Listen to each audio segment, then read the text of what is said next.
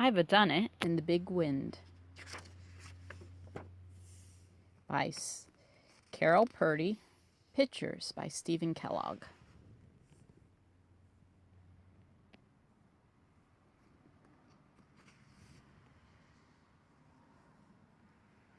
Back in the days of petticoats and prairie schooners, there was a pioneer woman named I've Done It. She had 6 fine children, Ida and Ivan, Ima and Isaac, Ira and little Iris. They lived on a homestead near the town of Cobb Hollow. Folks in Cobb Hollow wondered how a woman with 6 children could survive alone on the prairie, but that didn't bother I've Done It. She always said, "There's only 3 things we need: our wits, our strength, and young uns that know how to stay put." I've Done It wasn't afraid of anything, and she and her 6 fine children could handle most troubles that came their way. Once, they fought off a prairie fire. "My young uns stayed put and done just like I told 'em," bragged I've Done It. Once, they saved little Iris from a pack of wolves. "With our strength, we can lick a pack of wolves any day," said I've Done It.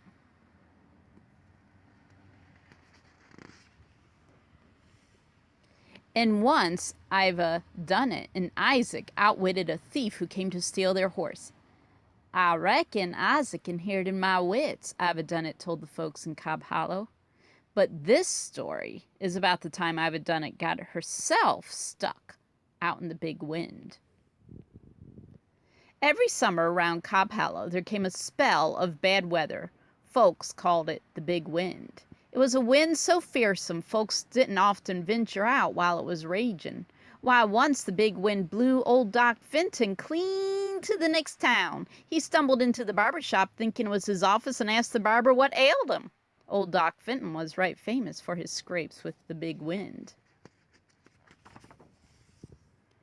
Well, one hot afternoon in August, the big wind started up, and I've Done It rushed her children into the house.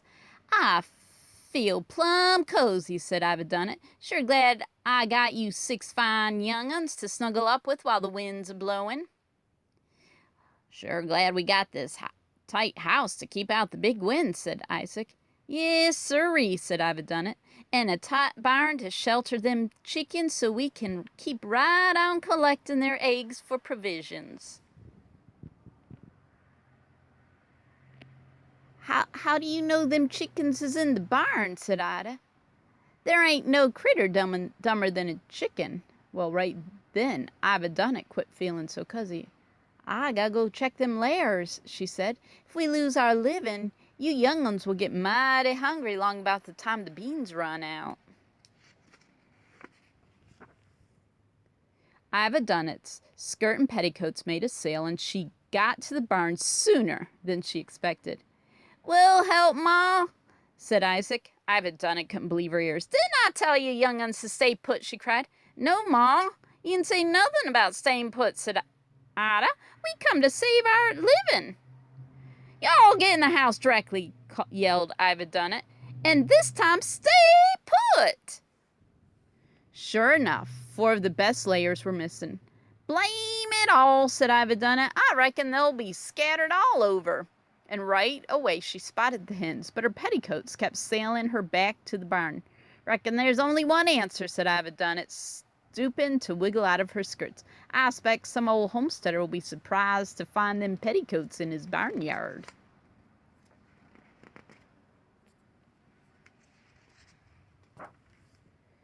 Right then, I've Done It glanced toward the house and saw an awful sight. A flap of roofing had blown loose. "I'll just hold down the roof while I call those young uns to bring a hammer," she said.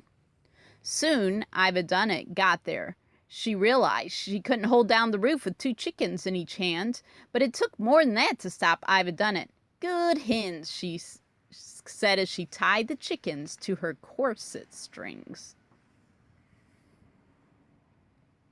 Just as she managed to pull the roofing into place, the big wind snatched the ladder, and I've Done It hollered till her throat hurt. Her hands were numb and her arms felt near to breaking, but the big wind blew away her voice, and no one came.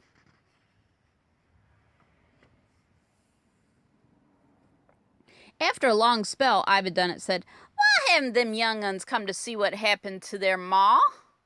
I'll be obliged to tell 'em a thing or two when I get down from here." What are they doing? More time passed, and Iva Dunnit was entering a dream world. She closed her eyes and had a new thought. "Why, them young uns can't come looking for me, 'cause I told 'em to stay put. Yes, sir, if there's one thing I praise myself on, it's having young uns that know how to stay put." Are they staying put? Doesn't look like it. Iva Dunnit felt happy. She grabbed the passing chicken by its corset strings and told it, "If I die hanging here in my drawers, those young'uns will never know. They'll spend the rest of their days staying put, just like I told them."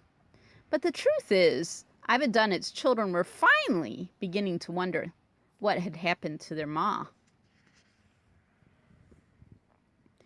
A sharp bang, bang, bam of a hammer jarred Iva Dunnit back into life. "Hang on, Ma," said Isaac. "We'll have you down directly." Ivan grabbed Iva by the waist. "Let go," he hollered. "How'd you know to come look for me?" asked Iva Dunnit. "Ma, you've taught us to use our wits," said Ivan. "When it took a coon's age for you to come back, we figured it was better to go find you than to stay put." "Why, bless your heart, Ivan," said Iva Dunnit. "I'd have dropped soon, and we'd have lost our roof for sure." Tucked safely in bed, Iva Dunnit felt like a queen. Ima popped popcorn that filled the house with a delicious toasty smell, while Ivan and Isaac told how they had found Ma dangling from the roof in her drawers with 4 chickens tied to her corset strings. "Oi, howdy," said Ira. "Ma, Isaac and Ivan done saved our house and our living from the big wind." Iva Dunnit sighed and said, "It's mighty grand feeling to have your wits and your strength, but the best thing I have is young uns that know when to stay put and when to go looking for their ma." "Listen," said little Iris, "it sounds like the big wind done quit." "I declare," said Iva Dunnit. "What's coming up the road?" "I see a little black bag," said Isaac. "Old Doc Fenton must have got caught out in the big wind again." "But what's all them ruffles?" said Ima.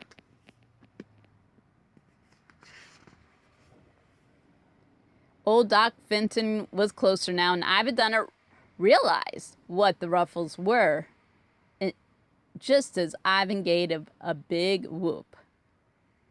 "Now, y'all shush and don't embarrass Doc Fenton," said Iva Dunnit. The big wind blew in a peck of trouble, but leastwise, I'm getting back my petticoats."